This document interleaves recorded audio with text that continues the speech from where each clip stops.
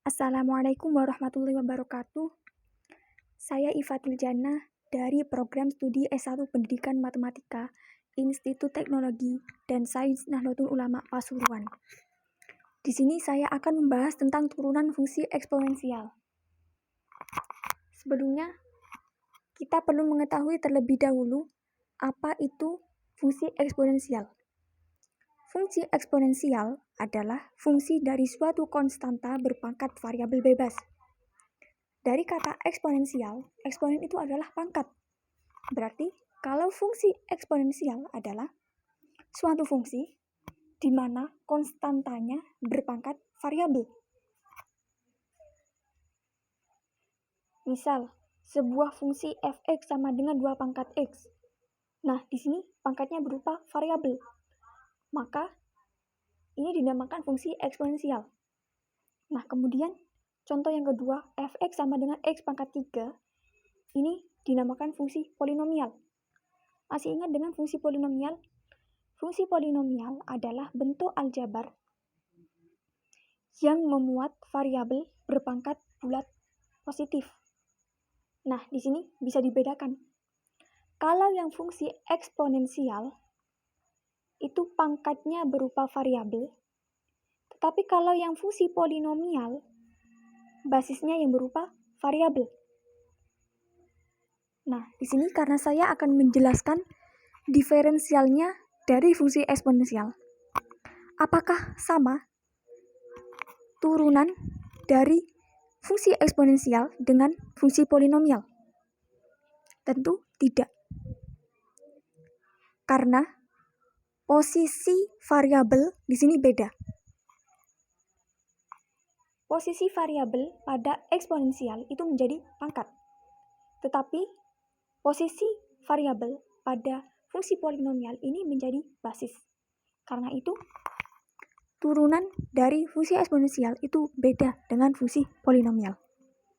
Lalu, bagaimana cara mendiferensialkan fungsi eksponensial?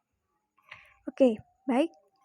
Misalkan sebuah f(x) sama dengan a pangkat gx. Maka turunannya adalah a pangkat gx dikali dengan turunan dari pangkat gx dikali dengan ln a. Jadi, ini adalah rumus untuk mendiferensialkan sebuah fungsi eksponensial. Baik, supaya lebih jelas lagi, saya akan menjelaskan lewat sebuah contoh. Misalkan, sebuah f(x) sama dengan 10 pangkat 2x, maka turunannya adalah di sini 10-nya sebagai a, pangkat 2x-nya sebagai pangkat gx. Maka turunannya 10 pangkat 2x-nya tetap, kemudian dikali dengan turunan dari pangkat gx. Nah, di sini pangkat gx-nya adalah pangkat 2x, maka turunan dari pangkat 2x adalah 2. Kemudian dikali dengan ln a. Di sini a-nya sebagai 10, maka ln 10. Jadi, turunan dari 10 pangkat 2x adalah 10 pangkat 2x dikali 2 dikali ln 10. Contoh selanjutnya yaitu, diberikan sebuah fungsi f(x) sama dengan 5 pangkat x pangkat 3 min 4x. Maka turunannya adalah, di sini 5-nya sebagai a, pangkat gx-nya sebagai x pangkat 3 min 4x. Maka turunannya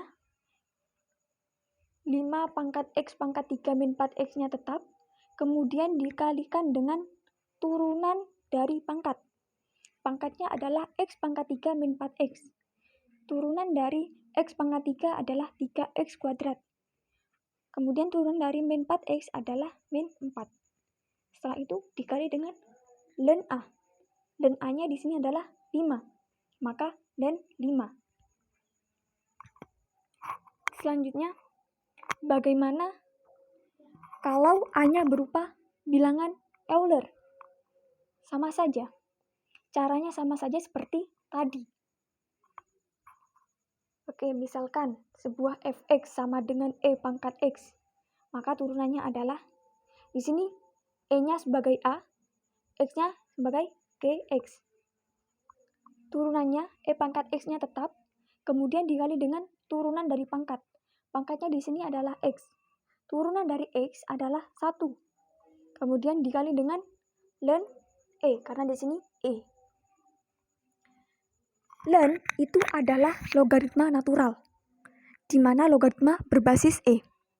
Nah, di sini saya akan mengubah ln-nya menjadi logaritma.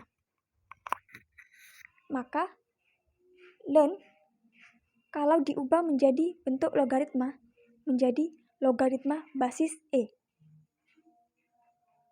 Jadi, ln E diubah menjadi logaritma basis E untuk E.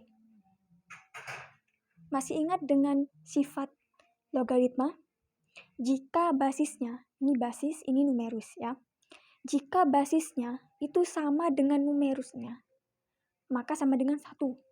Misalkan, logaritma basis A untuk A, maka sama dengan 1. Nah, begitu pun juga dengan ini. Logaritma basis E untuk E, maka sama dengan 1. Nah, setelah itu, E pangkat X dikali 1 itu sama dengan E pangkat X. Maka turunan dari E pangkat X itu tetap, yaitu E pangkat X.